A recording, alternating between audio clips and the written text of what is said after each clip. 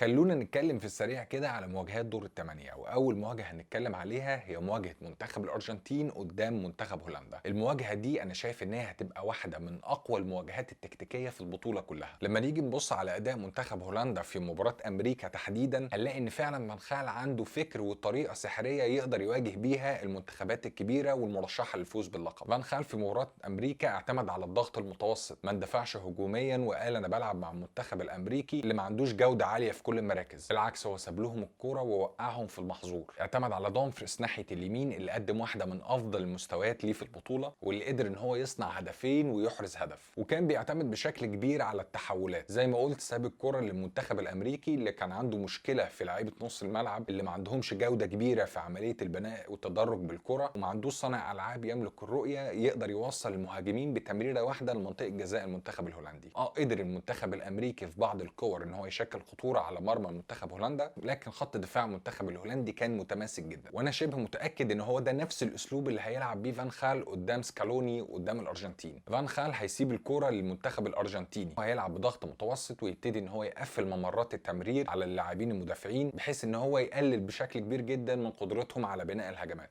وخاصه ان سكالوني بيعتمد على اوتاميندي على حساب مارتينيز، اللي يعتبر واحد من افضل المدافعين في العالم في عمليه الخروج بالكره وبناء الهجمه. ودي هي نقطه ضعف منتخب الارجنتين. منتخب الارجنتين في كل مبارياته اللي فاتت لما بيقابل فريق بيلعب بدفاع كومباكت، سواء كان بضغط متاخر او بضغط متوسط، بيقابل مشكله كبيره في عمليه البناء وعمليه التدرج. والمباراه بتفضل مضغوطه جدا على لاعبي منتخب الارجنتين وسكالوني لحد ما ميسي بيقدر يتصرف. اول لما منتخب الارجنتين بيقدر ان هو يجيب هدف، بيبتدي الخصم ان هو يندفع هجوميا والضغط بتاعه يعلى، وبالتالي بيبقى فيه مساحات، وساعتها بيقدر المنتخب الارجنتيني ان هو يستغل المساحات دي. لكن غير كده الامور بتبقى صعبه جدا على لاعبي منتخب الارجنتين وسكالوني، برغم تحركات ميسي الذكيه جدا اللي هو ساعات بيلعب على الطرف اليمين او بينزل لقلب الملعب ويبتدي يستلم ويفرغ المساحات لالفاريز اللي يعتبر واحد من افضل اللاعبين في البطوله لحد دلوقتي. الا ان التحركات دي بيكون فيها مشكله كبيره جدا، ان الاجنحه بتبقى عطلانه. دي ماريا ناحيه اليمين هو الجناح اللي بيبتدي ياخد الكوره وعايز يدخل لقلب الملعب، لكن ما بيلاقيش دعم كبير من الظهير الايمن للمنتخب الارجنتيني. والناحيه الثانيه نفس الكلام، اذا كنا بنتكلم على اليستر او جوميز، واكونا في مباراه استراليا ما لقاش فرصه ان هو ينطلق زي ما حصل في مباراه بولندا. فخلاصه الكلام بالنسبه لمباراه الارجنتين ومباراه هولندا، المباراه دي هتبقى واقفه على جون. لو قدر المنتخب الهولندي ان هو يحرز هدف، منتخب هولندا هيلعب بطريقه دفاعيه وبضغط متوسط، وهيعتمد على التحولات بشكل كبير، وخاصه التحولات اللي جايه من ناحيه اليمين من ناحيه الظهير الايمن دومفريس. ومع وجود ديونج وتمريراته السحريه والجوده الكبيره اللي موجوده عند جاكوبا، فهتشكل التحولات الهجوميه دي خطوره كبيره جدا على دفاع المنتخب الارجنتيني، اللي شايف ان هو بغياب مارتينيز بيضعف بشكل كبير جدا، سواء في العمليه الدفاعيه